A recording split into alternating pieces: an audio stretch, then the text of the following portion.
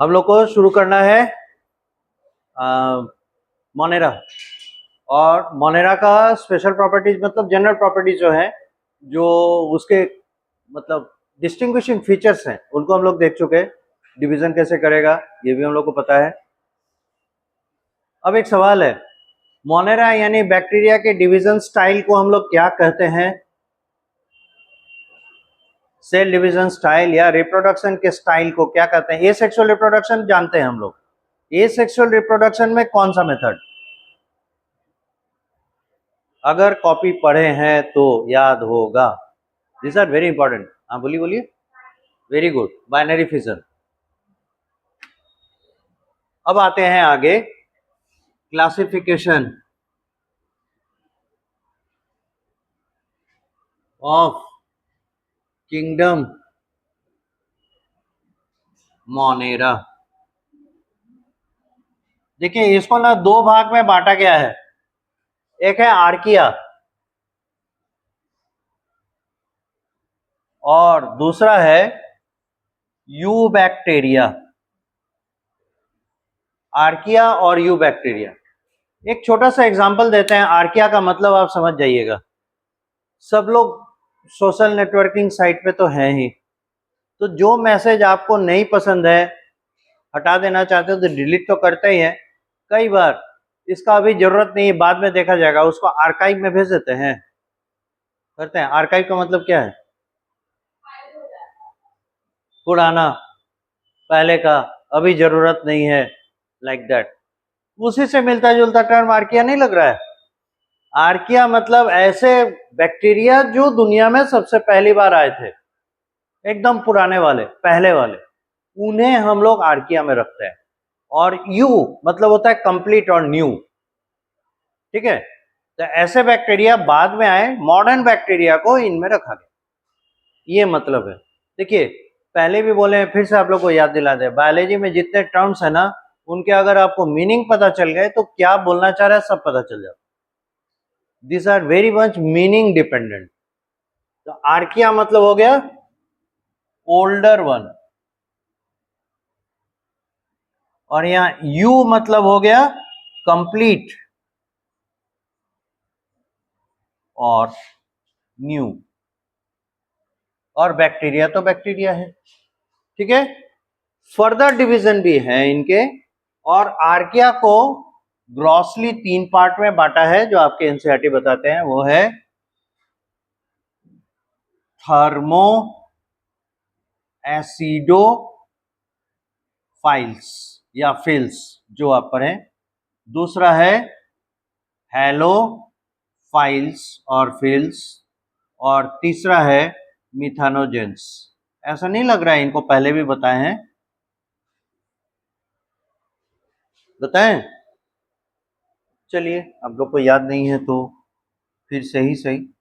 You bacteria को बांटा गया है ऑटोट्रॉपिक में और हेटेरोट्रॉपिक में।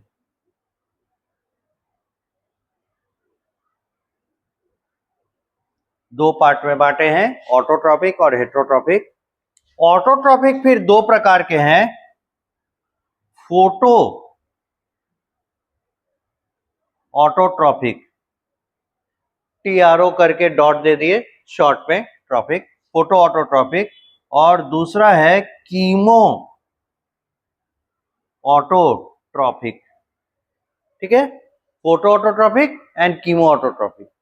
और हेटेरोट्रॉपिक में बहुत सारे हैं, तो हम लोग उनके बारे में थोड़ा देखेंगे।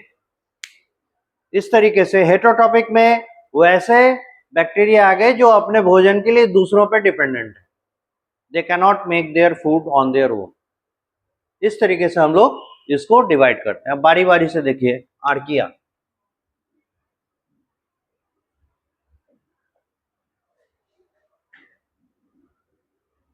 they have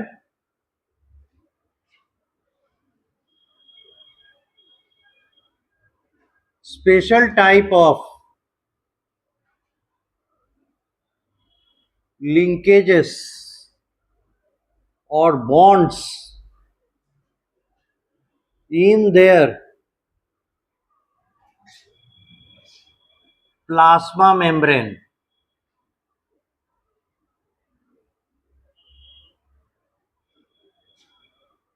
These are ether linkage.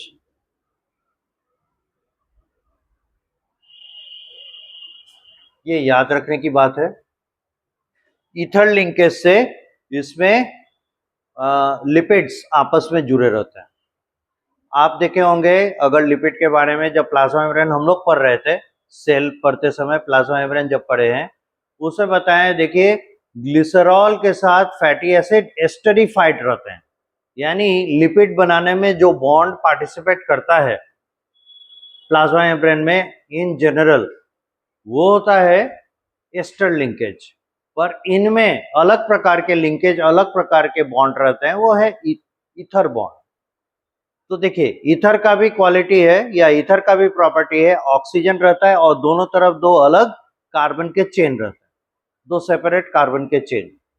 इस तरीके से ईथर दो अलग ग्रुप ऑफ कार्बन एटम्स को जोड़ सकता है, तो वहां पे इनमें ईथर लिंकेज होता है। अदरवाइज जो स्टैंडर्ड फॉर्म है, जो मॉडर्न बैक्टीरिया और आगे के जितने ऑर्गेनिजम्स हैं, जैसे प्रोटिस्टेंस है, फंजाई है, प्लांटी है, एनिमेलिया है, इनके प्लाज्मा मेम्ब्रेन में एस्टर लिंकेज मिलता है।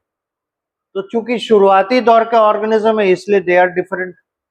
ठीक है, तो ये कुछ डिस्टिंग्विशिंग फीचर्स हैं जो इन्हें औरों से अलग करता है, अदर बैक्टीरिया से ये इसीलिए अलग होते हैं। दूसरी खास बात आपको दिखाई पड़ेगी कि they have some D amino acids in their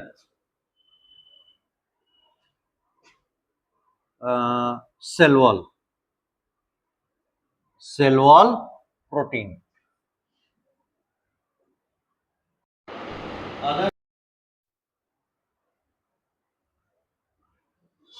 The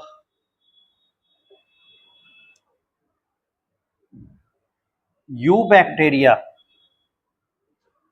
have mostly L amino acids in their cell wall protein. अब बोलिएगा यहाँ पे डी और एल ये क्या हुआ, एमिनो एसिड तो फिर भी पता चल रहा है, क्योंकि हम लोग जब डाइजेस्टिव सिस्टम पढ़े हैं 10th में लाइफ प्रोसेसेस में, वहां देखे होंगे प्रोटीन अल्टीमेटली लास्टली डाइजेस्ट होना। डाइजेस्ट मतलब समझते हैं ना, डाइजेस्ट मतलब टूट जाना अपने कंपोनेंट में। तो जब स्टेप बाय स्टेप डाइजेस्ट होता है, अपने कंपोनेंट पे टूटता है, तो लास्ट जो कंपोनेंट है जिसके बियॉन्ड वो नहीं टूटता, वो है अमीनो एसिड।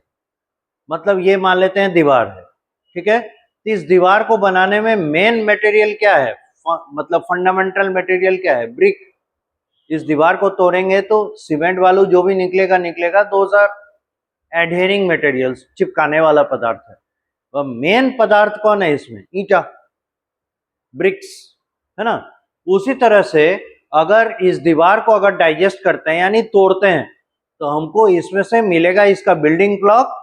बिल्डिंग ब्लॉक होगा इसका बनाने वाला पदार्थ, वो होगा ईंटा, ब्रिक्स। ठीक है, लाइकवाइज अगर हम प्रोटीन को डाइजेस्ट करते हैं, प्रोटीन को तोड़ते हैं, तो उसका जो बिल्डिंग ब्लॉक है, जिनके जुड़ने की वजह से प्रोटीन बना, दैट आर एमिनो एसिड्स। ठीक है, यहां तक तो साफ साफ समझ में आ रहा है। ये डी और एल क्या है, तो भाई अभी आपको इतना बता दें कि ये उनके ओरिएंटेशन है, ये उनके स्पेस में रहने के तरीके हैं।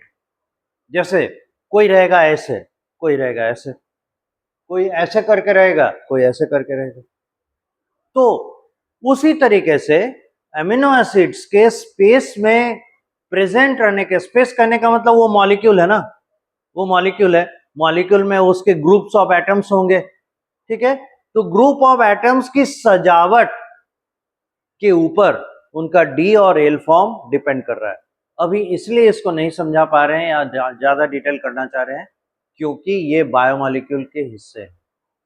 तो जब बायोमॉलिक्यूल वाला चैप्टर हम लोग पढ़ेंगे थोड़ा सा ऑर्गेनिक केमिस्ट्री का बेस लेके, तब ये बातें और समझ में आएंगी। फिलहाल हम लोग इसको ऐसे ही याद रखें।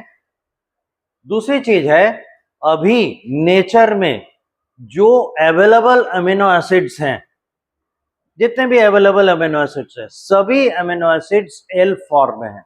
नेचर में डी फॉर्म का अमीनो एसिड फ्री फॉर्म में अवेलेबल नहीं होता है। नेचर करने का मतलब ये तो बायोमॉलिक्यूल्स हैं, बायोमॉलिक्यूल्स मतलब किसी लिविंग ऑर्गेनिज्म में फ्री फॉर्म में मिलेंगे। तो फ्री फॉर्म में जो हमें अमीनो एसिड्स मिल पाते हैं वो एल टाइप के अमीनो एसिड्स मिलते हैं, डी टाइप के अमीनो एसिड्स नहीं मिलते। तो एक्सेप्शन है, D type of amino acids आपको ज्यादातर करके सेल वॉल ऑफ आर्किया में मिलेगा। और ये एक कारण है कि आर्किया के अगेंस्ट में हम अच्छा इम्यून अटैक माउंट नहीं कर पाते क्योंकि हमारा इम्यून सिस्टम इनको अच्छे से पहचान नहीं पाता। इसलिए आर्किया का इन्फेक्शन अगर हुआ it's very dangerous. Otherwise usually इनका इन्फेक्शन नहीं होता। उसका कारण है कि वो ऐसे बैक्टीरिया हैं जो प्रिमिटिव अर्थ कंडीशन ढूंढते हैं और वहीं पाए जाते हैं। तो प्रिमिटिव अर्थ कंडीशन क्या है? High temperature, high acidity, high salt concentration, extremely low temperature, etcetera etcetera, oxygen का एब्सेंस, एनारोबिक कंडीशन, ये सब उनके फेवरेबल जगह है, फेवरेबल कंडीशन है जिसमें कि वो रहना पसंद करते हैं। तो हमारे बॉडी में ऐसा कहाँ से हाई टेम्परेचर आएगा? हाई टेम्परेचर रखेंगे तो हम नहीं जल जाएंगे। इसलिए यूजुअली इनके अटैक हमारे अंदर नहीं हो, ठीक है, rarest of the rare. Anyway, तो ये दो इंपॉर्टेंट फीचर्स हैं जिनके बेसिस पे हम क्या कर सकते हैं, यू बैक्टीरिया को आर्किया से अलग कर सकते हैं, ठीक है। बाद बाकी आर्किया का तीसरा, इसको नंबर 1 कर दें, इसको नंबर 2 कर दें, नंबर 3 में कर दीजिए। ये कहां पाए जाएंगे? हैबिटेट। हैबिटेट यानी रहने की जगह।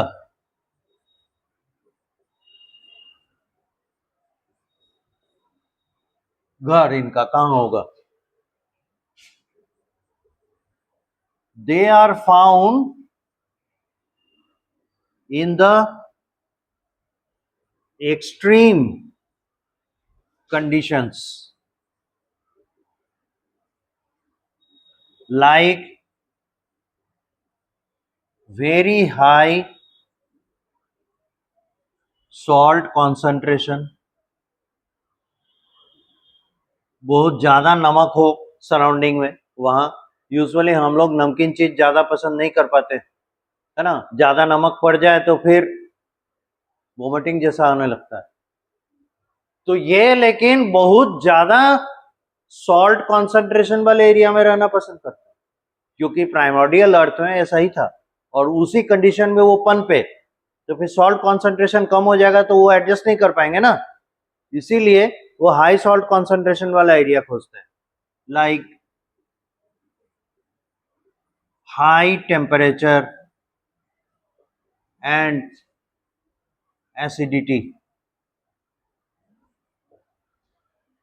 हम लोग कहते हैं एसिडिटी हो गया, खाने में इच्छा नहीं है, डाइजेशन प्रोसेस ठीक नहीं है, एसिडिटी हो गया। इन्हें एसिड पसंद क्योंकि प्राइमोर्डियल अर्थ में एसिड बहुत था।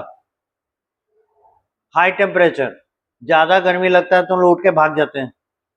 इन्हें हाई टेम्परेचर पसंद है और ऐसा नहीं 40, बाप रे कितना गर्मी, इनके लिए 40 डिग्री नहीं, इन्हें 90 डिग्री, 100 डिग्री, 80 डिग्री ये टेम्परेचर पसंद है। आप जरा रह के देखिए, रहने तो छोड़ दीजिए, इतना गर्म दूध का प्याला मिले तो छोड़ देंगे, नहीं उठा पाइएगा, और वो उसमें मजे से रहते हैं बिकॉज प्राइमोर्डियल अर्थ में ऐसा ही टेम्परेचर सिस्टम था। तो ये इनके लिवेबल कंडीशंस हैं, यही अर्थ पे ये जगह जहां पे होगा वहां पे ये पाए जाएंगे, लाइक वेरी लो टेम्परेचर, 0 तो कुछ नहीं, बिलो 0, ये सब टेम्परेचर उनके लिए बड़ा पसंदीदा टेम्परेचर। तो आप जो सोचते हैं कि हम फ्रिज में खाना रख दें, बरसों सही रहेगा, फिर भी सड़ जाता है, काहे? इनके तरफ से कुछ तो हम लोग को दान मिलता होगा। लो टेम्परेचर इन्हें पसंद है, तो हो सकता है कि ये वहाँ पे घर करते हों, इसीलिए समय समय पे फ्रिज साफ करना चाहिए। अदरवाइज इनका कॉलोनी बढ़ने लगेगा और फूड आप प्रिपेयर्ड फूड उनके लिए रख रहे हैं, तो क्यों नहीं वो उसमें उगना पसंद करेंगे? बात समझ रहे हैं? इसीलिए so these are the places where they are usually found, and alongside absence of oxygen, that is anaerobic condition, ये भी एक वजह है कि ये आपको आसानी से मिलेंगे नहीं, इन्हें आइसोलेट करना बड़ा मुश्किल होता है, और इन्हें अगर कल्चर करने जाएंगे तो कल्चर करना भी बहुत मुश्किल होता है, क्योंकि ये ऑक्सीजन से दूर भागते हैं। रीजन ये है, जब प्रिमिटिव अर्थ बना था, मतलब प्रिमिटिव अर्थ था, शुरुआती दौर का अर्थ था, उस समय फ्री फॉर्म में ऑक्सीजन तो था ही नहीं। उस समय एक मॉलिक्यूल भी फ्री ऑक्सीजन नहीं था, सारे ऑक्सीजन किसी न किसी है ना क्या कहते हैं एलिमेंट के साथ कंबाइन किए हुए थे, जैसे नाइट्रोजन के साथ nitrogen oxides, NO2, N2O, NO3 etcetera, HNO3, HNO4, H2SO4, H2O, इस तरह से। यानी ऑक्सीजन किसी न किसी दूसरे कंपाउंड के साथ जुड़ा हुआ था, दूसरे किसी एलिमेंट के साथ जुड़ा हुआ था, मेजॉरिटी में हाइड्रोजन के साथ जुड़ा हुआ था। रिड्यूस्ड यानी एनवायरनमेंट था, हाइड्रोजन की बड़ी अधिकता थी उस समय। हाइड्रोजन जब मास्टरपीस होगा, सबसे ज्यादा पाया जाएगा, तो जो मिलेगा उनके साथ कंबाइन किया हुआ होगा। तो हाइड्रोजन भी ऑक्सीजन के साथ कंबाइन किए हुए था और वाटर के फॉर्म में आपको ऑक्सीजन मिलते थे, फ्री ऑक्सीजन अवेलेबल नहीं था। और ऑक्सीजन अपने आप में बड़ा रिएक्टिव एलिमेंट है, रिएक्टिव गैस है। अब देखते हैं, लोहा अगर ऐसे ही पड़ा हुआ रहा अनयूज्ड, कुछ दिन के बाद उसमें जंग लग जाता है, लगता है ना? तो क्यों लगा? रस्टिंग क्यों हुआ? ऑक्सीजन से रिएक्शन किया, और वो लोहे जैसे पदार्थ को अगर तोड़ सकता है, उसको कन्वर्ट कर सकता है कंपाउंड में, देन हाउ कम द इतने सारे ऑर्गेनिक मैटर है किसी लिविंग ऑर्गेनिज्म में, उसको छोड़ देगा? उसके साथ भी रिएक्शन करेगा। तो इसीलिए उन्हें डर होता है, वो सस्टेन नहीं कर पाते ऑक्सीजन में, इसलिए या तो ऑक्सीजन के प्रेजेंस में वो मर जाते हैं, या ऑक्सीजन की उपस्थिति में अपने आप को प्रोटेक्ट करने के लिए कुछ प्रोटेक्टिंग कवर बना लेते हैं। तो आपको नॉर्मल कंडीशन में ये आर्किया एरोबिक कंडीशन में यानी ऑक्सीजन के प्रेजेंस में नहीं दिखाई देते। तो फिर आप लोग के दिमाग में ये सवाल कौन ना चाहिए, अरे आर्किया को ऑक्सीजन इतना तंग करता है, हम लोग को कहीं नहीं करता है? तब सोचिए चलो हम लोग तो ऑक्सीजन लेने वाले जीव हैं, ऑक्सीजन लेने वाले जीव जरूर हैं, लेकिन ऑक्सीजन हम लोग को नुकसान क्यों नहीं करता? क्यों नहीं करता? क्या है, हम लोग को भी ऑक्सीजन नुकसान करता है, पर हमारे अंदर उनसे फाइट करने की ताकत है, एंड दोज आर एंटीऑक्सीडेंट्स। नाम सुनते होंगे, विटामिन एंड एंटीऑक्सीडेंट्स हमारे फूड के हिस्से होने चाहिए। तो ये एंटीऑक्सीडेंट्स इसलिए चाहिए ताकि हम ऑक्सीजन के बैड इफेक्ट से फाइट कर सकें। तो ऑक्सीजन ऐसे रिएक्टिव केमिकल्स हमारे सेल्स के अंदर बना देते हैं जो हमारे डीएनए तक को तोड़ सकता है। तो उससे बचाने के लिए एंटीऑक्सीडेंट्स रखना पड़ता है। और याद होगा, एक सेल ऑर्गेनेल हम बताए हैं, पेरोक्सीसोम, याद पड़ता है? पेरोक्सीसोम, इस पेरोक्सीसोम में एंटीऑक्सीडेंट के रूप में कुछ एंजाइम्स रहते हैं जो कि ऑक्सीजन के बनाए हुए फ्री रेडिकल से फाइट करते हैं और उन्हें हमारे सेल्स को डैमेज करने से रोकते हैं। इस तरीके से we are protected against oxygen, but एक लिमिट तक ही। जैसे जैसे एजिंग होता है, हमारा फाइटिंग कैपेसिटी कम हो जाता है, and then we surrender before oxygen, and finally we die. समझ गए? तो जब तक हम ऑक्सीजन के दुष्प्रभाव को रोक सकते हैं, हमारे अंदर एजिंग इफेक्ट नहीं आएगा। जैसे जैसे हम कमजोर पड़ते जाते हैं, एजिंग होता है, बिकॉज ऑक्सीजन से फाइट करने की क्षमता घटती जा रही है। This is the primary reason for ageing, जो अब तक का लेटेस्ट रिपोर्ट है, रिजल्ट। तो ये हो गया इनके हैबिटेट, ठीक है, यहाँ तक नोट कीजिए। उसके बाद फिर इनके जो क्लासेस हैं उनके बारे में देखते हैं।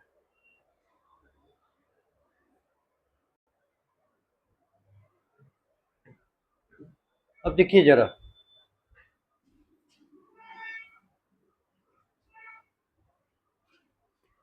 अभी जो हम लोग इसका हैबिटेट देखे हैं, ये हैबिटेट बड़ा इंपॉर्टेंट है, और मोर और लेस आप ये मान के चलिए कि ये हैबिटेट ही इनके क्लासिफिकेशन का एक मेथड भी है। जैसे देखिए, एक हम लोग दिए हैं, कहां पर पाए जाते हैं, हाई टेम्परेचर एंड एसिडिटी, और ये सूट करता है किसको, थर्मो एसिडोफिल्स। अब बारी बारी से मीनिंग देखिए तो मतलब समझ में आ जाएगा। थर्मो मतलब होता है हीट, एसिडो मतलब हो गया एसिड, एंड फाइल्स मतलब होता है लविंग। तो कुल मिलाकर जोड़ कर देखिए तो कैसे बैक्टीरिया निकले, दोज व्हिच लाइक हीट यानी high temperature and acidity, high acid concentration, such bacteria are called thermoacidophiles. Those archaea which survive in high temperature and acidity are thermoacidophiles. कहां मिलेगा ऐसा condition, found in hot vents, यानी जिसे कहते हैं गर्म पानी का कुंडा, वैसे जगहों पर ये पाए जाएंगे। टेम्परेचर काफी ज्यादा रहता है वहां, है ना, और जैसे जैसे उस कुंड में, मतलब गर्म पानी का जहां कुंडा है, उसमें जैसे जैसे नीचे की ओर जाएंगे और ज्यादा टेम्परेचर मिलता है। Most of the time reason क्या रहता है, वो पानी का जो स्रोत है that is over the sulphur ore, sulphur का जो खान है उसके ऊपर है। अब क्या होगा देखिए, सल्फर के साथ वाटर जब मिक्स होगा तो सल्फर डाइऑक्साइड बनेगा और फिर सल्फ्यूरिक एसिड बनेगा, ठीक है। सल्फ्यूरिक एसिड बनेगा तो एसिडिटी आया, और सल्फर जब वाटर से रिएक्शन करता है, एक्सोथर्मिक रिएक्शन है, हीट लिमिट होता है, तो हाई टेम्परेचर वहां आ गया, ठीक, और एसिड भी बन रहा है। अब साहब ये वहां क्या करते हैं, क्यों इन्हें हाई टेम्परेचर और एसिड पसंद है, तो करते क्या है, ये ऐसे बैक्टीरिया हैं जो सल्फ्यूरिक एसिड यानी एसिड को ब्रेक करते हैं। अब एसिड को अगर आप ब्रेक कीजिएगा, आयोनाइज कीजिएगा, एनर्जी मिलेगा ना, so they utilize that energy to drive their metabolic process. अपने जीवन जीने के लिए उन्हें जो एनर्जी का सोर्स चाहिए, वो इन सल्फर के एसिडिक कंपाउंड्स को ब्रेक करके उससे एनर्जी लेता है। हम लोग क्या करते हैं एनर्जी लेने के लिए, ऑर्गेनिक कंपाउंड को ब्रेक करते हैं, जैसे ग्लूकोज, उसको ब्रेक करके जो केमिकल एनर्जी मिलता है उससे हम अपना जीवन चलाते हैं। ये एसिड को ब्रेक करके जीवन चलाते हैं। तो आप सोचिए ऐसा क्यों करता है, ऑर्गेनिक कंपाउंड नहीं मिला क्या। तो आप ये भी तो सोचिए, जिस समय ये धरती पर आए होंगे उस समय कौन ऑर्गेनिक मैटर छोड़ के गया होगा, उस समय धरती पे इनऑर्गेनिक ही इनऑर्गेनिक कंपाउंड्स होंगे ना, तो आपके पास जो है उसी से आपको काम चलाना पड़ेगा। तो मेजोरिटी में इनऑर्गेनिक कंपाउंड्स था, तो कहां से ऑर्गेनिक कंपाउंड ढूंढेगा, सवाल ही नहीं उठता है कि नहीं। मेजोरिटी में क्या रहा होगा, इनऑर्गेनिक कंपाउंड, तो इनऑर्गेनिक कंपाउंड पे ही वो अपना लाइफ सेटल कर रहा था। इसीलिए थर्मो एसिडोफिल्स इन केमिकल कंपाउंड्स के सहारे अपना मेटाबॉलिक एनर्जी जनरेट करता है, एटीपी सिंथेसिस करता है और अलाइव रहता है। बात समझे? That is the reason why they are fond of, वो लाइक करते हैं इनको, इन कंडीशंस को, राइट। तो उतना डिटेल हम लोग नहीं करते, बस समझने के लिए ये बात थी। तो ये पाए जाएंगे कहां? High temperature and acid rich area. और हमको धरती पर कहां मिलेंगे? हॉट वेंट्स यानी गर्म पानी का कुंडा, where the sulphur ore is there. और इसी को कहते हैं, यहां से जो हीट निकल रहा है ना, द गवर्नमेंट प्लान करती है किसी भी कंट्री की कि इस हीट को वेस्ट नहीं होने दिया जाए, इसका यूज करें। कैसे? सोचिए तो, जहां हीट होगा वो भी पानी में वेपर बनेगा,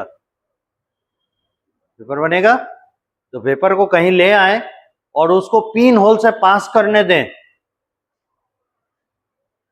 क्या होगा? फोर्स जनरेट होगा। और वो वेपर गैस है ना, वो वेपर जब टरबाइन के ऊपर हिट करेगा, टरबाइन घूमेगा, चरखी घूमेगा, उसके साथ आप मैग्नेट बांध दीजिए। तो परमानेंट मैग्नेट के बीच में एक मैग्नेट क्या कर रहा है? अपने आप मैग्नेटिक फील्ड चेंज कर रहा है। तो मैग्नेटिक इंडक्शन में चेंज इलेक्ट्रिसिटी प्रोड्यूस करेगा, जो current electricity alternating current produce करने का मैकेनिज्म है। इसका मतलब हम टरबाइन चला सकते हैं तो करंट जनरेट कर सकते हैं। इस तरीके से इस एनर्जी को कहा जाता है जियोथर्मल एनर्जी। जियो मीन्स अर्थ, सुनते नहीं है? जियो स्टेशनरी सैटेलाइट्स, अर्थ के रेस्पेक्ट में जो स्थिर हैं। अर्थ जैसे जैसे घूम रहा है, सैटेलाइट भी वैसे वैसे घूम रहा है। तो आपके इंडिया के ऊपर में जो सैटेलाइट है वो अपना पोजीशन नहीं बदल रहा है, वहीं पे है, क्योंकि अर्थ के रोटेशन रेट के साथ भी वो घूम रहा है। तो हमारे रेस्पेक्ट में तो ये सैटेलाइट स्थिर है, इसी को कहते हैं जियो स्टेशनरी सैटेलाइट। तो जियो टर्म्स किसके लिए आया? अर्थ के लिए। So it is geothermal energy. तो हम लोग कहते हैं जहां पे जियोथर्मल एनर्जी है वैसे जगहों पे पाए जाएंगे, या सिंपल वे में कहें हॉट वेंट्स जहां होंगे वहां पाए जाएंगे। अब एक एग्जांपल ले लीजिए, थर्मोफिलस एक्वेटिकस, TICUS। ये है एक बैक्टीरिया, ये है एक बैक्टीरिया। और इसकी खासियत क्या है? ये अपना डीएनए रेप्लिकेशन करने के लिए 80 से 90 डिग्री सेंटीग्रेड टेम्परेचर यूज करता है। साधारण तौर पे इतने हाई टेम्परेचर में डीएनए मेल्ट करके टूट जाएंगे, है ना? एटलीस्ट मेल्ट तो कर ही जाएगा। मेल्ट करना मतलब डीएनए डबल स्ट्रैंडेड होता है ना, तो दोनों स्ट्रैंड अलग हो जाएगा। ये उनको बांध के डीएनए रेप्लिकेशन कर लेता है। और हम लोग मॉलिक्यूलर बायोलॉजी में इस बैक्टीरिया के डीएनए रेप्लिकेटिंग एंजाइम का यूज करते हैं, इसीलिए ये एग्जांपल यहां देते हैं हम लोग, सुटेबल होता है। This is high temperature thriving bacteria, Thermophilus aquaticus, and archaea used in molecular biology।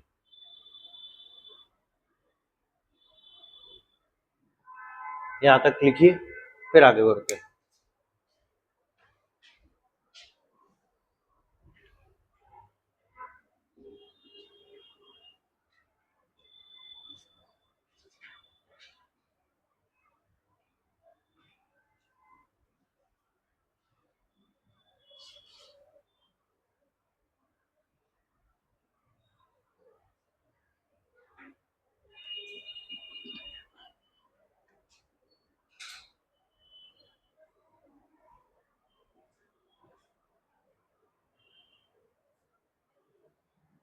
तो इसके बाद हम लोग देखें हैलोफाइल्स, और इसके बारे में क्या कहें?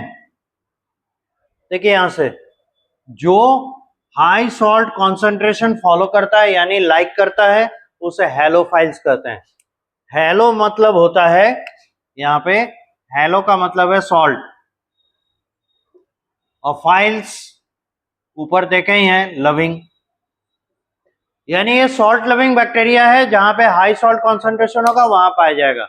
और आप बोलिएगा यानी समुद्र में मिलेगा, ओशन में मिलेगा, सी में मिलेगा, एस्चुरीज में भी, एस्चुरीज नहीं, जो ब्रैकिश वाटर है जिसको कहते हैं, हाँ एस्चुरीज, ब्रैकिश वाटर जहाँ पे है, जहाँ समुद्र और नदी मीट करती है वो एरिया, वहां पे मिलेगा नहीं। उतने लो सॉल्ट कॉन्सेंट्रेशन में इसका कुछ होने वाला नहीं है। जिसे चाहिए बहुत ज्यादा हाई सॉल्ट कॉन्सेंट्रेशन, और ये पृथ्वी पर एक ही जगह पर है, वो है डेड सी, मृत सागर इसको कहते हैं। तो डेड सी में सॉल्ट कॉन्सेंट्रेशन इतना ज्यादा है कि अब इससे ज्यादा अगर उस पानी में सॉल्ट मिलाइएगा तो सॉल्ट प्रेसिपिटेट कर जाएगा, मतलब अब उसमें सॉल्ट धारण करने की क्षमता नहीं है, फुल्ली सैचुरेटेड है। वो वाटर डेड सी का है और उसे कहते हैं हाई सॉल्ट कॉन्सेंट्रेशन। वैसा वाला हाई सॉल्ट कॉन्सेंट्रेशन चाहिए जो एकदम सैचुरेटेड है। इससे फायदा वहीं क्यों रहता है, कुछ ना कुछ फायदा तो होता होगा। ये क्या करता है, सॉल्ट में जो मिनरल्स हैं, मतलब जो आयनिक फॉर्म में सॉल्ट बना है, जैसे sodium chloride, potassium chloride, potassium nitrate, sodium sulphate etcetera, ये सब सॉल्ट ही है ना। तो इन सॉल्ट्स को क्या करता है, ये आयोनाइज करता है, ब्रेक करता है, जैसे वो सल्फ्यूरिक एसिड को ब्रेक कर रहा था, आयोनाइज कर रहा था, उससे एनर्जी मिलता था। तो यहाँ पे भी सॉल्ट को तोड़ने से जो एनर्जी मिलेगा, that energy is utilized by these salt loving bacteria to drive their metabolic process। वो अपने सेल्स के अंदर एनर्जी जनरेट करने के लिए उन इनऑर्गेनिक कंपाउंड्स को ब्रेक करता है और उससे एनर्जी गेन करता है। तो कितना डिफिकल्ट लाइफ जीता है, लेकिन आज आपको लगता होगा डिफिकल्ट लाइफ है, उस समय ये एडवांटेजेस था, क्योंकि ये बैक्टीरिया जिस समय आए उस समय तो पूरी पृथ्वी पानी से ढकी हुई थी। ये तो धीरे धीरे पृथ्वी और ठंडा हुआ, तब जाके ग्लेशियर्स बने, आइस कैप्स बने, तब जाके आपका सॉइल निकल कर आया। उसके पहले कहां था, सब तो पानी के नीचे था। तो उस कंडीशन में सॉल्ट काफी था, सब जो डिसॉल्व हो रहा है कहां जा रहा है, वाटर में ही। तो हाई सॉल्ट कॉन्सेंट्रेशन उसमें मिल जाता था, उसी में वो सर्वाइव कर लिया। ये तो बाद में अर्थ बहुत चेंज हुआ, शुरुआती दौर का सोचिए, उस समय तो ऐसा ही कंडीशन था। तो हैलोफाइल्स आर क्या हो गए, हैलोफाइल्स, these are the archaea that survive in very high salt concentration so as to ionize the salts to drive their metabolic energy।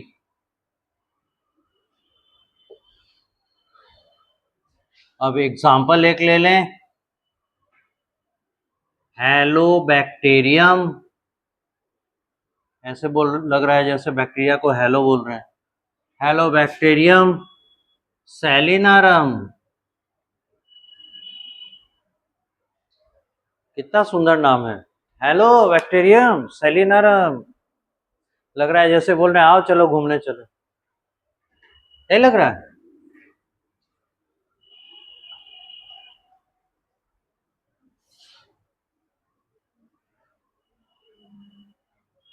हाँ हाँ बिल्कुल, बैक्टीरिया भी आपस में बात करते ही होंगे।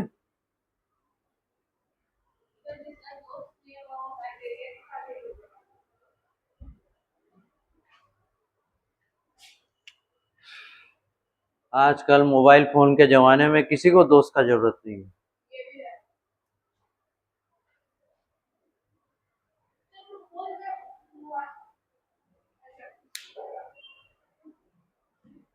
यहां तक नोट कीजिए,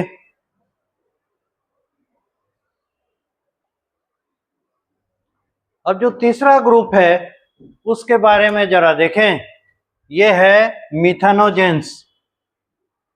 मीथानो से क्या लग रहा है? मीथेन लग रहा है ना, और जेन्स का मतलब जेनरेटर, यानी ये ऐसे माइक्रो ऑर्गेनिज्म यानी आर्किया हैं जो मीथेन गैस जनरेट करते हैं, और ये साहब क्या करते हैं? ऑर्गेनिक मैटर पे थ्राइव करते हैं। ये ऑर्गेनिक मैटर लविंग है, वो सब तो इनऑर्गेनिक वाले थे, ये ऑर्गेनिक मैटर वाले। ये करते क्या है? यूजुअली देखिए हम लोग क्या करते हैं, ऑर्गेनिक मैटर यूज करते हैं और उसको फाइनली ब्रेक करते हैं कार्बन डाइऑक्साइड एंड वाटर में। ये वो नहीं करता, कार्बन डाइऑक्साइड में नहीं बदलता, वो इन्हें बदल देता है मीथेन गैस में। यानी मीथेन गैस में क्या है? हाइड्रोजन जुड़ा हुआ है ना कार्बन से, तो कार्बन को तोड़ता जरूर है ऑर्गेनिक मैटर में, लेकिन उसे ऑक्सीडाइज करता तो है, लेकिन नंबर ऑफ कार्बन आइटम घटा देता है, तो वो एक्चुअली उसे ब्रेक कर रहा है। ठीक है, ऑक्सीडाइज नहीं कर रहा है, ब्रेक कर रहा है। और इस तरीके से वो क्या करता है? कॉम्प्लेक्स ऑर्गेनिक मैटर को सिंपल ऑर्गेनिक मैटर में बदल देता है। यानी मीथेन भी तो एक ऑर्गेनिक कंपाउंड है, तो सिंपल ऑर्गेनिक कंपाउंड में बदल दिया, सिंगल कार्बन का गैस उसमें बदल दिया। इस तरीके से अब देखिए कार्बन के चेन को जब तोड़ा जाएगा तो कार्बन कार्बन बॉन्ड टूटेगा ना, तो कार्बन कार्बन बॉन्ड का एक एनर्जी होगा, वो एनर्जी लिबरेट होगा, उस एनर्जी का ये यूज करेगा to drive their ATP synthesis mechanism. तो एनर्जी जनरेट करने के लिए सेल्स में एनर्जी जनरेट करना, सेल में एनर्जी जनरेट करने का मतलब क्या होता है? एटीपी बनाना, सिंपल। और उस एटीपी का कहीं यूज करना, कोई भी किसी भी तरह का यूज, जैसे सेल के लिए इंपॉर्टेंट मॉलिक्यूल्स का फॉर्मेशन, सेल वॉल का फॉर्मेशन, किसी दूसरे मॉलिक्यूल का formation like the DNA banana, RNA बनाने के लिए, प्रोटीन बनाने के लिए, किसी मॉलिक्यूल को डाइजेस्ट करने के लिए, सब जगह एनर्जी चाहिए। तो लाइफ का रिक्वायरमेंट है, जब तक आप एनर्जी नहीं दीजिएगा तब तक काम कैसे होगा? तो इन सर्विसेज के लिए जो एनर्जी चाहिए, that energy is generated here by breaking down the carbon carbon bonds, and this methanogens are doing this. ठीक है, तो ये ऑर्गेनिक कंपाउंड ड्वेलर्स हैं, ऑर्गेनिक कंपाउंड पे ग्रो करते हैं, थ्राइव करते हैं, और उन्हीं को यूज करते हैं as a source of energy. अब मॉडर्न डे में, आज के जमाने में इतना बल्क ऑफ ऑर्गेनिक कंपाउंड मिलेगा कहां? गाय भैंस के पेट में। तो इसीलिए वो गोबर के साथ बाहर आते हैं। और आप जब नया जमीन बनाते हैं तो कभी भी, मतलब घर बनाते समय कभी भी ग्राउंड फ्लोर का हम लोग जनरली प्लास्टर नहीं करते, कुछ दिन छोड़ देते हैं, कुछ दिन मतलब 3-4 साल 5 साल छोड़ देते हैं। रीजन क्या है? घर बनने के बाद वो जमीन जो है टाइम टू टाइम धंसता रहता है, कोलैप्स करता है। तो अगर आप कंक्रीट बना देंगे, कितना भी बढ़िया कंक्रीट बनाइए, टूटेगा ही, नीचे जाएगा ही। अब इसके पीछे रीजन क्या है? आप एक चीज मार्क किए कि नहीं किए, लेकिन शुरू में ही बताया है कि ये सभी ऐसे जगह पे रहना पसंद करते हैं जहां ऑक्सीजन नहीं है। तो सोचिए, जहां हाई कॉन्सेंट्रेशन ऑफ सॉल्ट होगा, ऑक्सीजन घुसेगा। पानी में अब इंटरमॉलिक्यूलर स्पेस है ही नहीं, सब जगह सॉल्ट बैठा हुआ है, तो ऑक्सीजन डिजोल्व कहां से होगा? सी वाटर में अभी भी जगह है, वहां ऑक्सीजन रहेगा, इसीलिए आर्किया वहां नहीं रहता। Got the point?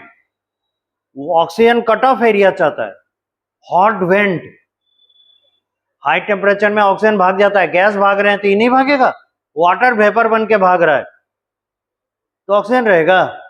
Anaerobic condition है, इसलिए वहां मजे से रहता है। गाय भैंस के पेट में, डाइजेस्टिव सिस्टम में कहां से ऑक्सीजन घुसेगा? हम सांस ले रहे हैं तो कहां आ रहा है? लंग्स में आ रहा है ना, उससे ब्लड सर्कुलेशन में जा रहा है ऑक्सीजन। ये इंटेस्टाइन के कैविटी में कहां से ऑक्सीजन घुसेगा? है कोई स्कोप? नहीं है। इसलिए वहां ये अपना घर बना सकता है, वहां उसको एनफ मतलब ह्यूज क्वांटिटी में ऑर्गेनिक मैटर मिल रहा है। ठीक है, आप जब सॉइल देख रहे हैं, ये क्या है? Organic matter. ये तो जमीन मतलब क्या? Organic matter. ठीक है, तो इसके कई लेयर्स हैं। मिट्टी जब खोदते हैं खेती करने के लिए, जब हम लोग मिट्टी काटते हैं तो देखते हैं नीचे से भी मिट्टी निकलता है, और गहराई खोदते हैं और मिट्टी निकलता है ना। यानी लेयर बाय लेयर ढेर सारा ऑर्गेनिक मैटर है। तो आपको क्या लगता है, नीचे सॉइल के नीचे, जहां पे सॉइल एकदम सॉलिड हो गया, मॉलिक्यूल्स सॉइल के एकदम क्लोज आ गए, वहां ऑक्सीजन घुसेगा? कहां से जाएगा? इंटरमॉलिक्यूलर स्पेस है ही नहीं, तो ऑक्सीजन नहीं रहता। तो कौन रहेगा? ये बैक्टीरिया रहते हैं, मिथानोजेंस रहते हैं, और वहां के ऑर्गेनिक मैटर को टाइम टू टाइम डिस्ट्रॉय कर करके जो गैस बना रहे हैं, गैस के पॉकेट्स बन जाते हैं। जब गैस को होल्ड करने लायक सॉइल का सरफेस नहीं रहता, मिट्टी अब उसको होल्ड नहीं कर सकती, वो फट जाती है, क्रैक होता है, उसमें से गैस निकल जाता है। तो इसीलिए जब हम नया नया घर बनाते हैं, उस मिट्टी के नीचे भी ढेरों ऐसे मिथेनोजेंस हैं, वो लगातार मीथेन गैस प्रोड्यूस कर रहे हैं। धीरे धीरे धीरे धीरे धीरे क्या होगा, उसमें जो लिवेबल ऑर्गेनिक मैटर, जो उसके यूज का ऑर्गेनिक मैटर था, उसका स्रोत कम होता जाता है। नतीजतन भोजन की अभाव में, भोजन की कमी में, अब उनका एक्टिविटी भी खत्म होता जाता है। इसलिए समय के साथ क्या होता है, मीथेन गैस प्रोडक्शन, जो न्यूली क्रिएटेड हाउसेस हैं, उनके ग्राउंड फ्लोर पे गैस निकलना कम हो जाता है, तो जमीन धंसता नहीं है। तब जाके 4-5 साल वेट करने के बाद हम उसे ये करते हैं, सॉलिडिफाई करते हैं, वो रहता है टिका हुआ। एनीवे, तो कहने का मतलब है क्या, कहां पर पाए जाएंगे? जहां पे एनफ ऑर्गेनिक कंपाउंड हो और ऑक्सीजन नहीं हो, प्राइमरी। इसीलिए देखिएगा, गोबर कुछ दिन के बाद सूख के खत्म हो जाता है ना। शुरुआत में उसमें से बदबू आता है, उसके बाद बदबू खत्म हो जाता है। क्यों? इसलिए क्योंकि उसमें जो मिथेनोजेंस थे, वो अब धीरे धीरे ऑक्सीजन के कांटेक्ट में आ रहे हैं, तो बेचारे शांत पड़ते जा रहे हैं, बदबू देना बंद कर रहा है। अब जो एरोब्स हैं, ऑक्सीजन के प्रेजेंस से जो ग्रो कर सकते हैं, अब उनकी बारी है, वो इसको खा पी के खत्म कर देता है और ऑर्गेनिक मैटर लेस हो जाता है। फिर कुछ दिन के बाद गोबर दिखता ही नहीं है, मिट्टी बन गया। कॉम्प्लेक्स ऑर्गेनिक मैटर जो कोई नहीं तोड़ पाता, वही रह जाता है। समझ गए?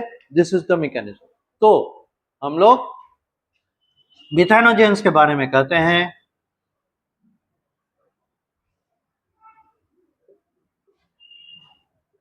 they are found in the area where oxygen is absent and enough, लिखते भी चलिए, enough organic matter is present। अभी करते क्या है, दे break the organic compounds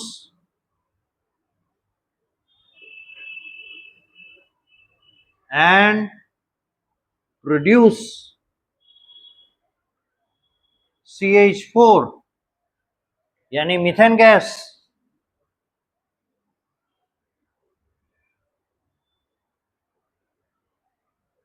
out of it and draw energy for life। अपने जीवन के लिए यहां से इस तरीके से वो एनर्जी प्राप्त करता है। अब एग्जांपल ले लें,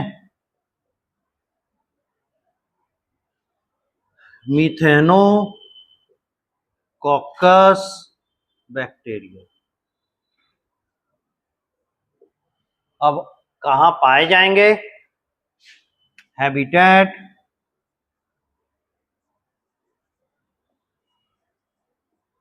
the intestine of herbivores, ruminants।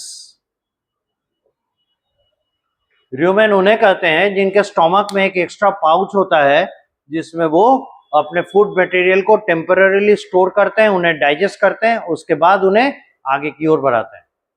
ठीक है, तो जैसे काऊ, बफेलो, ये सब जो कैटल के कैटेगरी में आते हैं उनमें, है ना, ये भारी मात्रा में पाया जाता है, तो उसका डंग में होगा। इंटेस्टाइन ऑफ हार्बीवोर यानी rumen, so they appear in their dung, इसलिए उनके डंग में पाए जाते। ये था कहानी आर्किया का। अब हम लोग को देखना है जो यू बैक्टीरिया है उनका, और यू बैक्टीरिया थोड़ा इंटरेस्टिंग होंगे। आर्किया में आप लोग को उतना इंटरेस्ट नहीं लगा होगा क्योंकि ये तो अब दिखते नहीं है, बहुत एक्सट्रीम जगह पे रहते हैं, थोड़ा सा कनेक्ट करने में दिक्कत होता है। पर यू बैक्टीरिया ये तो मॉडर्न बैक्टीरिया है, और आप जिन बैक्टीरिया के स्ट्रक्चर्स और ये वो दिस दैट पढ़े हैं वो सभी एक्चुअली ध्यान में रख के रखा गया है यू बैक्टीरिया के।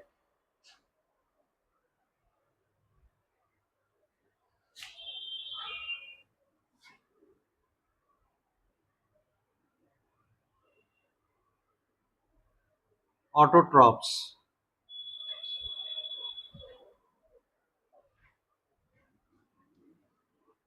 या ऑटोट्रॉफिक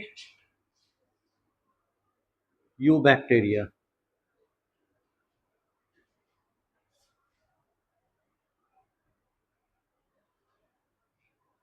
फोटोसिंथेटिक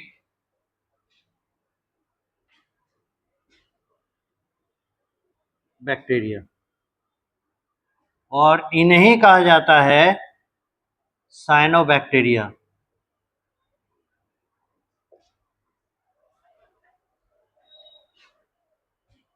और साइनोबैक्टीरिया क्या करते हैं, ये जब दुनिया में आए पहली बार, तो these were the first organism that were able to use water. They were able to use water as a source of oxygen, और उससे एनर्जी ड्राइव करके इन लोगों ने अपना फूड सिंथेसिस किया, carbon dioxide and water use करके अपना food synthesis किया। तो आप देखिए जरा, carbon dioxide CO2 plus H2O क्या बनेगा, C6H12O6 प्लस O2 बनता है ना। तो इस कार्बन डाइऑक्साइड में हाइड्रोजन तो आया वाटर से, ठीक है, और इस बॉन्ड को ब्रेक करने में जो एनर्जी मिला उस एनर्जी को इसने यूज किया इसको सिंथेसिस करने में, क्योंकि कार्बन डाइऑक्साइड में, है ना, जो हाइड्रोजन आया उसका सोर्स कौन है, यही है। This is the source of hydrogen in the carbon dioxide. तभी ना कार्बन डाइऑक्साइड से C6H12O6 बना। अब दूसरा चीज देखिए, यहाँ कार्बन डाइऑक्साइड कितना है कार्बन का, एक कार्बन का, यहाँ कार्बन कितने कार्बन का है, 6 कार्बन का। तो जब आप इसको बैलेंस करते हैं तो देखते हैं यहाँ 6 लगाते हैं, यहाँ 6 लगाते हैं और यहाँ 6 लगाते हैं, करते हैं ना।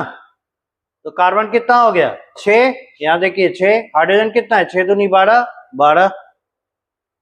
ये हाइड्रोजन और ये कार्बन कहां से आए, इसमें यहां से आए। अब है ऑक्सीजन का, ऑक्सीजन में देखते हैं यहाँ 6 ऑक्सीजन और यहाँ 12 6, मतलब यहाँ 12 12 6 18, ऑक्सीजन टोटल नंबर 6 दूनी 12, 12 6 18। इस 18 में से 6 ऑक्सीजन तो इसके पास है कि नहीं।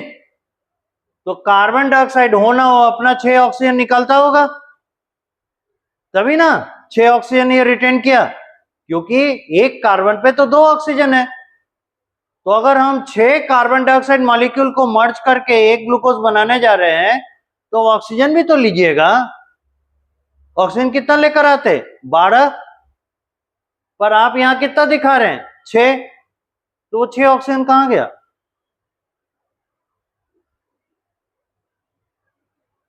निकल गया, तभी ना। इसलिए ये जब फोटोसिंथेसिस पढ़ेंगे तो ये कॉम्प्लेक्स मैकेनिज्म्स आपको समझ में आएंगे। यहां आप इतना ही ध्यान रखिए कि कार्बन डाइऑक्साइड का कार्बन और वाटर का हाइड्रोजन इसमें अपीयर हो रहा है ग्लूकोज में, और ये काम इस साइनोबैक्टीरिया में दुनिया में सबसे पहले शुरू किया। लिबरेट क्या किया, ऑक्सीजन। इसके पहले आप देख चुके हैं प्राइमोर्डियल अर्थ यानी प्रिमिटिव अर्थ में ऑक्सीजन फ्री फॉर्म में नहीं था। They are the one who pioneered this method. ये हैं ऑर्गेनिज्म जो शुरुआत किए इस प्रथा को, और इस वजह से जो एटमॉस्फेयर था अर्थ का एनएरोबिक, वो बदल के एरोबिक एटमॉस्फेयर हो गया। और ये इतना खतरनाक स्टेप था जिसके वजह से सभी आर्किया अंडरग्राउंड हो गए। काहे? क्योंकि इन्हें ऑक्सीजन पसंद नहीं था, ऑक्सीजन के लिए हानिकारक था। तो जो ऑक्सीजन से लड़ नहीं पाया, या तो वो मर के खत्म हो गए या छिप गए वैसे जगहों पे जहां पे ऑक्सीजन नहीं है। तभी तो उन्हें शरण लेना पड़ा कहां, हॉट वेंट्स का, डेड सी का, और ऐसे सोर्स ऑफ ऑर्गेनिक मैटर का जहां पे ऑक्सीजन नहीं है। आई बात समझ में? Who made this change? They made this change. और शुरुआती दौर में एनएरोबिक अर्थ के एटमॉस्फेयर को एरोबिक एटमॉस्फेयर बनाने में इन्हीं का कंट्रीब्यूशन था, इन्हीं का रोल रहा। और इसी से कंफ्यूज हो गए थे ये कैरोलस लिनस, और उन्होंने ये सोचा कि क्यों ना इन्हें हम प्लांट के साथ रख दें। फोटोसिंथेसिस करता है वो, फोटोसिंथेसिस करता है ये सिंगल सेलुलर है। काहे नहीं इसको सिंगल सेलुलर प्लांट बोले? क्योंकि प्लांट मतलब ही फोटोसिंथेसिस करना। पर बाद में जब डिटेल स्टडी किया गया, देखा है इसमें तो न्यूक्लियस नहीं है। तो आप एक प्रोकैरियोट को यूकैरियोट के साथ कैसे शामिल कर सकते हैं? बहुत बड़ा मिस्टेक है। तब जाके इन्हें मोनेरा में डाला गया। और मोनेरा लाने वाले कौन थे? फिर भूल गया, हैकल, अर्नेस्ट हैकल। हैकल, ठीक है, समझ पा रहे हैं? कुछ कनेक्ट बन रहा है टॉपिक्स के बीच में, कौन कैसे किस तरीके से सारा चेंज। इसीलिए हम लोग ना एरोब्स को, ये एरोब कह रहे हैं, ऑटोट्रॉप को पहले पढ़ते हैं, हेटरोट्रॉप को बाद में। This is the reason, because they have change the atmosphere. So ये है cyanobacteria, these are photosynthetic bacteria.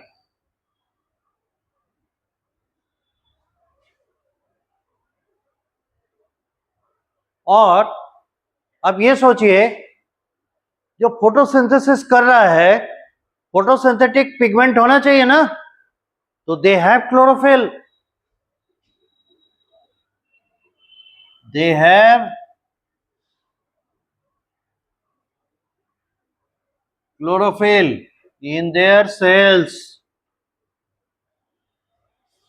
in a special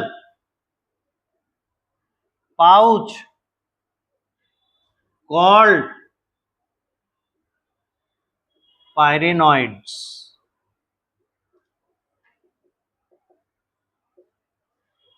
chlorophyll को सेपरेट करके रखता है भाई, कि इसमें इसी के मदद से फोटोसिंथेसिस करेगा।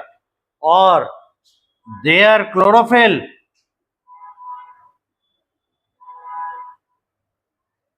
इज कॉल्ड, इंपॉर्टेंट है, बैक्टीरियल क्लोरोफिल। क्लोरोफिल के लिए शॉर्ट में CHL, क्लोरोफिल C, इसे बैक्टीरियल क्लोरोफिल कहते हैं। यहां से पता चलता होगा C है तो B भी होगा, A भी होगा, D भी होगा। जी बिल्कुल।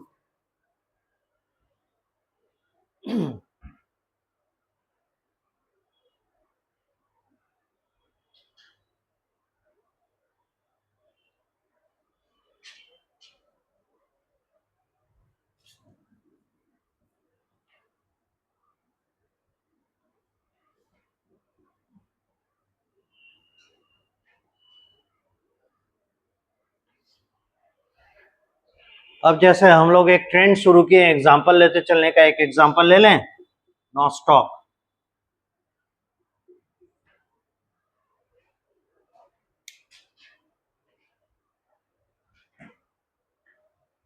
एक एक एग्जाम्पल अभी रखिए, काफी है। फिर धीरे धीरे जब इसके बारे में और यूज टू होंगे, क्वेश्चन जब आप सॉल्व करेंगे मॉड्यूल का, देखिएगा जहां पे भी आपको सोर्स है और मिलते चले जाएंगे, उन्हें याद करते चले जाएंगे। ठीक है, तो हम लोग अभी तक कहां पहुंचे? फोटोसिंथेटिक वाले। कीमोसिंथेटिक बैक्टीरिया भी होते हैं जो अपना भोजन खुद बनाते हैं, पर ये यू बैक्टीरिया हैं, वो वाले नहीं, आर्किया नहीं।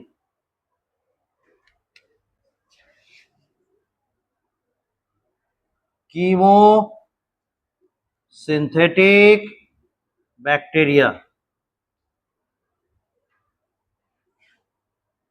दे use sulphur as a source of energy in place of oxygen। H2O के जगह पे H2S यूज करता है। रेस्ट बहुत ज्यादा हो गया, अब आगे भी बढ़ेंगे। Example, green sulphur bacteria, green sulphur bacteria, purple bacteria, etcetera. Green sulphur bacteria, purple bacteria, etcetera.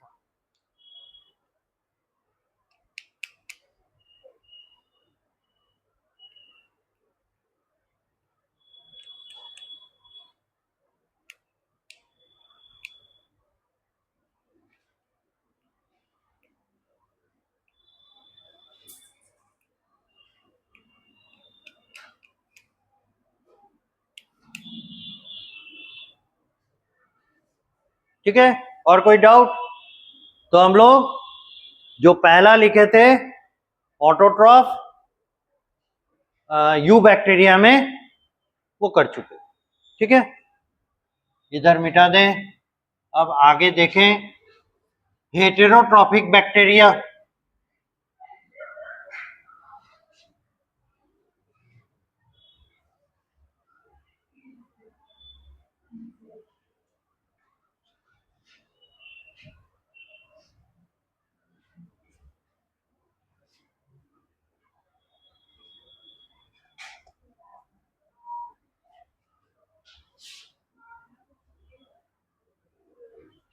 हो गया उधर तक का?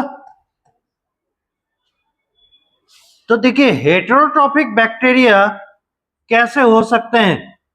भाई, अपना भोजन तो खुद बना नहीं सकते, तो किसी भी तरीके से या तो दूर रह के या किसी के शरीर में प्रवेश करके, या डिकेइंग और डेड ऑर्गेनिक मैटर है उससे अपना एनर्जी प्राप्त करें। 5 minutes. Heterotrophic bacteria, they obtain food or nutrition from others।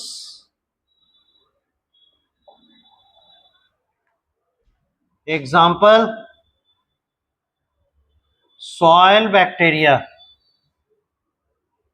इन्हें कहते हैं एक्टिनोमाइसेट्स। ठीक है, ये जमीन पर, धरती पर, मतलब मिट्टी पर पाए जाते हैं, soil bacteria, actinomycetes. Example,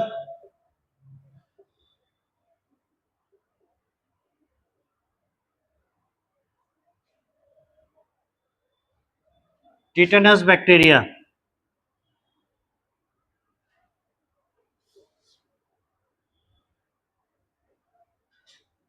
Streptococcus,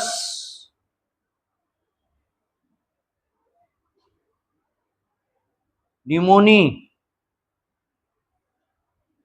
bacteria,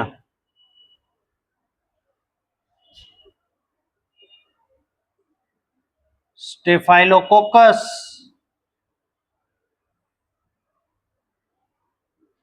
aureus bacteria etcetera. ये सॉइल बैक्टीरिया कुछ एग्जांपल्स आपको दे दिए क्योंकि मोस्ट डाइवर्स ग्रुप यही है। और एक चीज बता दें, they are the one from which maximum types of antibiotics are synthesized.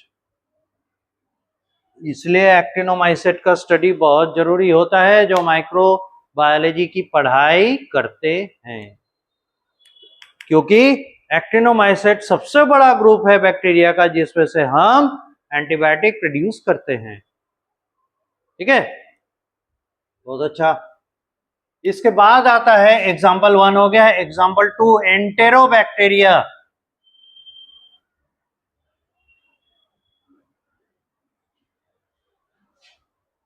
एंटेरोबैक्टीरिया दो तरह के होते हैं, या तो ह्यूमन फ्रेंडली या ह्यूमन फो, ह्यूमन के दुश्मन। रहते कहां हैं? Are found in the intestine. Entero, entero intestine से आता है, ठीक है। तो they are found in the intestine of animals like human.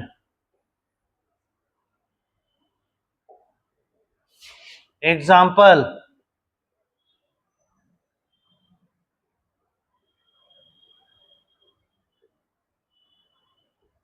इसको पढ़िए तो, ESCHERECHIA, इस्चिरेशिया, इस्चिरेशिया।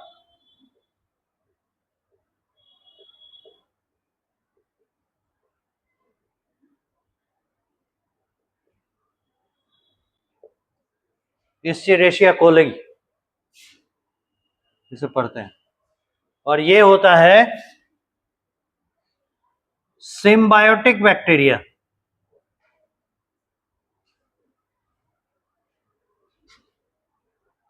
इसी को शॉर्ट में ई कोलाई कहते हैं, ई से इस्चिरेशिया, ठीक है।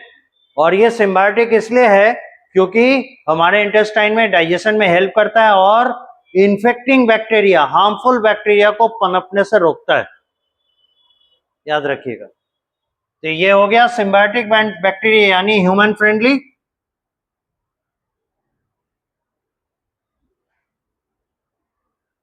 बैक्टीरिया कुछ हैं जो ह्यूमन हार्मफुल होते हैं। ये एग्जाम्पल पहला, एग्जाम्पल दूसरा,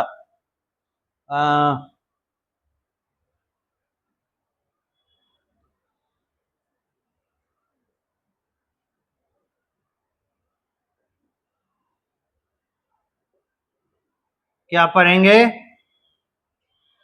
साल्मोनेला टाइफी, ये है typhoid bacteria.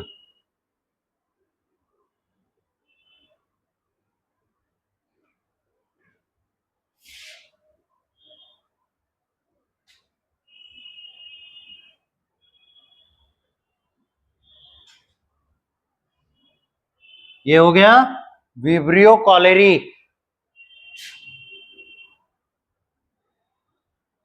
Cholera bacteria etcetera.